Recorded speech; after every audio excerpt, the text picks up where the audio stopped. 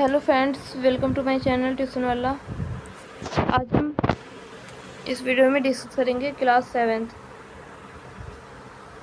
Seventh CBSE Hindi and part one Hum Panchhi उन्मुक्त गगन के। पहली जो कविता है आपकी वसंत बुक की, हम पंछी उन्मुक्त गगन के, इसके क्वेश्चन आंसर, इसके प्रश्न उत्तर हम इस वीडियो में डिस्कस करेंगे। सारे के सारे प्रश्न उत्तर इस वीडियो में हम डिस्कस करेंगे।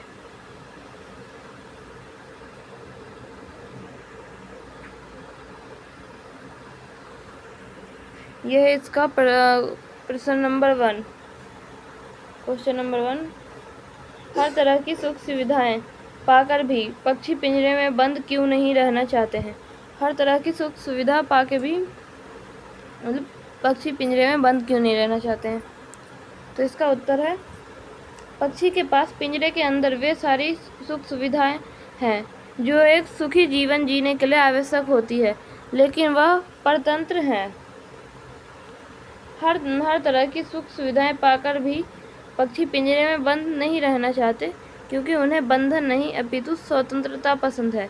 वे खुले आकाश में ऊंचाई उड़ान भरना, नदी झरनों का बहता जल पीना, कड़वी निबोरियां खाना ही पसंद करते हैं। कवि ने पक्षी के माध्यम से बंधन मुक्त जीवन की कल्पना की है। निबोरियां उसे बोलते हैं हम, नीम के पेड़ में छोटी छोटी निबोरियां होती है, उसे हम निबोरियां बोलते हैं। छोटे छोटे फल होते हैं, उसे हम निबोरिया बोलते हैं। लेकिन वह परतंत्र है, लेकिन वह मतलब कि स्वतंत्र है। तो यह क्वेश्चन नंबर 1। अब हम करेंगे क्वेश्चन नंबर 2, प्रश्न नंबर 2। यह आपका प्रश्न नंबर 2, पक्षी उन्मुक्त रहकर अपनी कौन कौन सी इच्छाएं पूरी करना चाहते हैं? मतलब पक्षी स्वतंत्र रहकर अपनी कौन कौन सी इच्छा पूरी करना चाहते हैं पिंजरे में न रहकर? पक्षी उन्मुक्त होकर नीम के पेड़ से कड़वी निबोरियां खाना, खुले और विस्तृत आकाश में उड़ना, नदियों झरनों का बहता हुआ शीतल जल पीना, पेड़ की सबसे ऊंची टहनी पर झूलना और क्षितिज से मिलन करने की होड़ करते हुए अन्य पक्षियों के साथ उड़ान भरना इत्यादि इच्छाओं को पूरी करना चाहते हैं। विस्तृत मतलब कि विस्तृत बड़े आकाश में। तो ये हो गया आपका प्रश्न नंबर 2। अब हम करेंगे प्रश्न नंबर 3। अब इसमें भाग स्पष्ट कीजिए। या तो क्षितिज मिलन बन जाता या टंटी सांसों की डोरी। तो इसका हमें मीनिंग बताना है। तो यहाँ प्रस्तुत पंक्ति का भाव यह है कि पक्षी क्षितिज के अंत तक जाने की चाह रखते हैं, जो कि नहीं है, परंतु फिर भी क्षितिज को पाने के लिए पक्षी किसी भी स्थिति का सामना करने के लिए तैयार हैं, यहाँ तक कि वे इसके लिए अपने प्राणों को भी न्यौछावर, मतलब कि अपने प्राण भी देने के लिए, न्यौछावर मतलब देना या त्यागना, अपने प्राण भी देने के लिए तैयार हैं, न्यौछावर कर सकते हैं। अर्थात स्वतंत्रता की कीमत उसके प्राणों से बढ़ के है, मतलब कि उन्हें स्वतंत्र रहना उनके प्राणों से बढ़ के है। तो ये हो गया आपका प्रश्न नंबर 3। अब हम पढ़ेंगे प्रश्न नंबर 4। ये नेक्स्ट क्वेश्चन है हमारा। बहुत से लोग पक्षी पालते हैं, पक्षियों को पालना उचित है अथवा नहीं? अपना विचार लिखिए। मतलब कि बहुत से लोग पक्षी पालते हैं, तो मतलब पक्षियों के पालना सही है या नहीं सही है? तो मेरे अनुसार पक्षियों को पालना बिल्कुल भी उचित नहीं है, क्योंकि ईश्वर ने उन्हें उड़ने के लिए पंख दिए हैं, इसलिए उन्हें बंधन में रखना सर्वथा अनुचित है। अपनी इच्छा से ऊंची दूर तक उड़ान भरना, पेड़ों पर घोंसले बनाकर रहना, नदी झरनों का जल पीना, फल फूल खाना ही उनकी स्वाभाविक प्रवृत्ति है। आप किसी को भी कितना ही सुखी रहने का प्रयास करें, परंतु उसके स्वाभाविक परिवेश से अलग करना अनुचित ही माना जाएगा। आज़ादी अनमोल है, सैकड़ों स्वर्णिम मुद्राएं देकर भी उसे खरीदा नहीं जा सकता।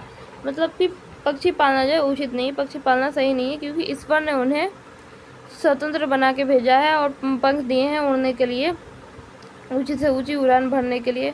और हम सैकड़ों मुद्राएं, हम कितने भी पैसे दे दें, कितनी भी मुद्राएं दे दें, हम उनकी स्वतंत्रता खरीद नहीं सकते हैं। अब हम करेंगे नेक्स्ट क्वेश्चन।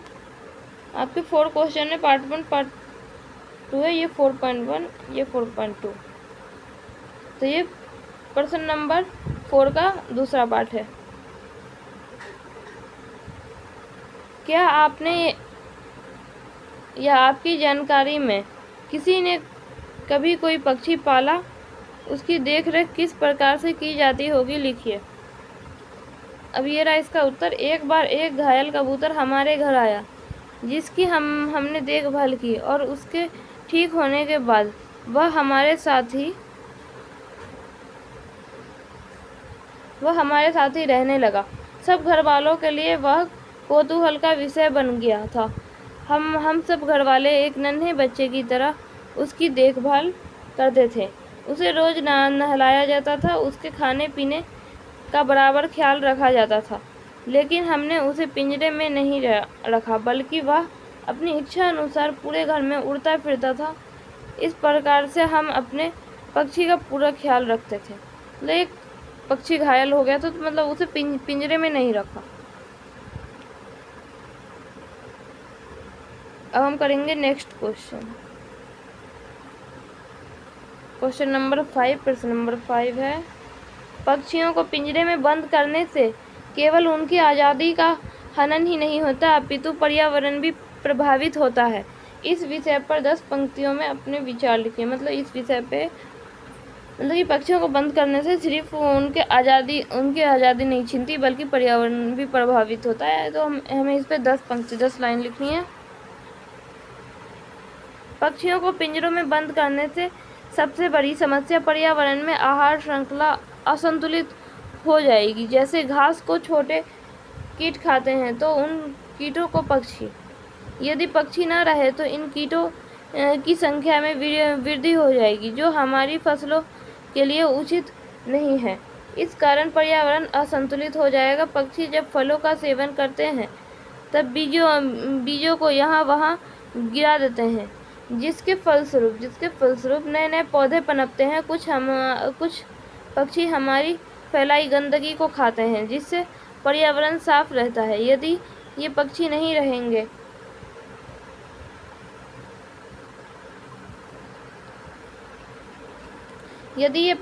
रहेंगे तो पर्यावरण दूषित हो जाएगा और मानव कई बीमारियों से ग्रस्त हो जाएगा। मतलब कि मानव बीमार पड़ जाएगा।